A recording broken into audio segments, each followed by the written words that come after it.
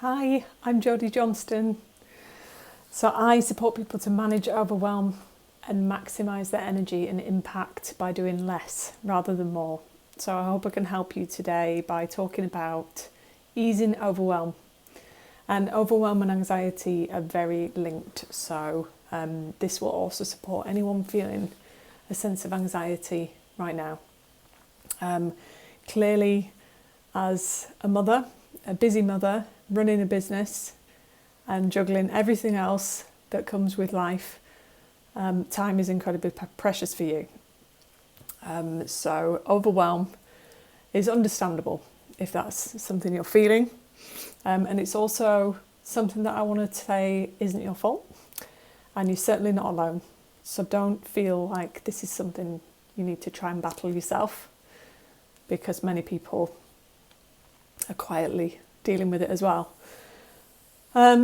So just to put it into context, the World Health Organization have actually cited stress and anxiety as the number one health epidemic of the 21st century. So that shows how much of a problem it is. And why isn't it your fault? Well, modern society is designed, I think, to keep us in overwhelm.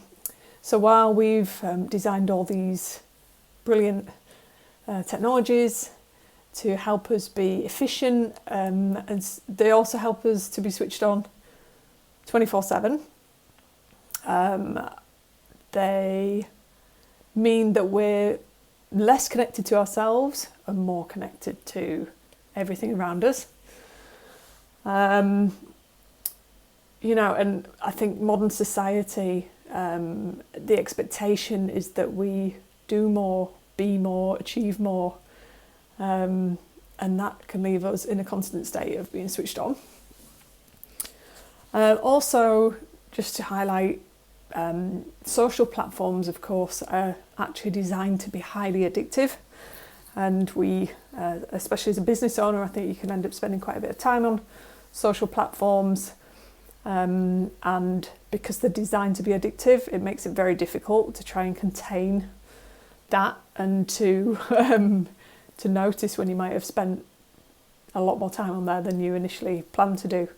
So actually there are teams of developers who work on making these platforms addictive. So they actually want them to be addictive. They want you to come back to them so that you spend more time on their platform and they monetize from that. So our well-being isn't their priority. Our attention is their priority. So you may have heard about dopamine, the dopamine hormone, and likes and everything on social media is designed to give us more of a dopamine hit, which is addictive. It means we keep coming back for more. And also when we come back to this, social media is designed to everybody to showcase their highlight reels. So we're never getting the full picture of somebody's life. We're just having a look at the great sides of people's lives, which leaves us feeling like we should be there, or comparing ourselves, feeling like we're behind, we're not good enough, like everybody's doing these things. So all these things adding to our overwhelm and anxiety. Also, let's have a think, I'm just looking at my notes. Technology, yes, technology leaves us switched on 24/7. It means somebody can get hold of us anytime. So, notifications can be popping up any time of day unless we do something about that. And interestingly, the brain has something called mirror neurons in there. So we're actually built as humans to look outside of ourselves and mirror other people's behaviours, mirror what other people are doing, so that we can find a sense of connection and belonging, because that's a basic human need. So all of these things are conspiring against us if we're feeling overwhelmed and stressed. So what's the impact of that? I think the impact of that is that we can end up losing our sense of self, feeling really disconnected from our bodies and minds, and that's very easily done. We end up pushing down the signals that our body is trying to give us to do something different. for the sake of our health and well-being.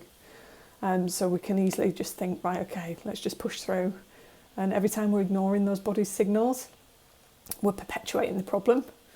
And those signals, those issues in the body are manifesting themselves, and they're not going away until they get dealt with, which is why we feel a build-up and a build-up and a build-up until eventually we lead to burnout. We crash. We've had enough. We snap. So when we make space to listen to our signals in our body and to respect them, pay attention to them, we're allowing our body to recalibrate. So we're bringing our nervous systems back in balance. So we're spending a lot more time in modern life in our sympathetic nervous system, which is responsible for fight or flight. So when we take some space to listen to the signals of our body, we're actually coming back into our parasympathetic nervous system, which is responsible for rest and digest. Rest and digest meaning our digestion works properly, our immune system can work properly, our reproductive system can work properly. All these things are hindered when the parasympathetic nervous system isn't allowed to function fully. So, doing less means more impact. So here's a couple of quick tips which you may be able to implement quite quickly. As a busy woman, speed is the name of the game. So prioritise a few minutes at the very beginning and the very end of each day. Doesn't have to be long, just a few minutes. So start of the day, just take a few minutes to quiet the mind, to calm the mind, to focus and connect to the breathing, and then connect yourself to your intuitive body.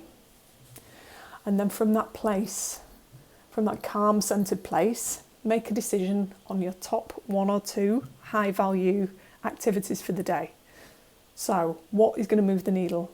All the other things are going to happen anyway at the right time, but what can really move the needle? That will help you to really feel like you've progressed quickly. You're doing the worst, most difficult things first probably. You'll get that sense of momentum and a sense of reward inside. You know that you've ticked off those difficult things. End of each day, a few minutes again, just take a few minutes to celebrate what went well in the day, not just in business, but in every aspect of your life. What are you grateful for? And then switch off technology, switch it off. Set expectations with people that you know you're not available within certain times. Also, switch off any business thoughts. So don't try and think about business before bed, because that can really switch on the creative mind again. All the ideas can start flowing.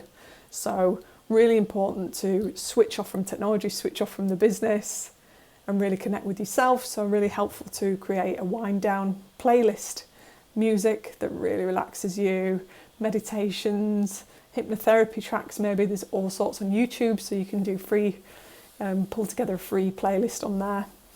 Headspace and Clementine apps are both free with really good meditations on there. And then in the middle of the day, third tip, use a Pomodoro timer which times your work so you can do focused work for 25-minute slots. And then that extra 5 minutes, taking you to 30 minutes, use that time as a non-negotiable to reconnect to your body. So just stretch, open up, go for a walk around the house, drink a lot of water, rehydrate yourself, and just see what difference that will make to have that 5 minutes quickly reconnecting to yourself throughout the day. I'm sure that will make a difference. I really hope this is helpful. Thanks for your attention. Bye.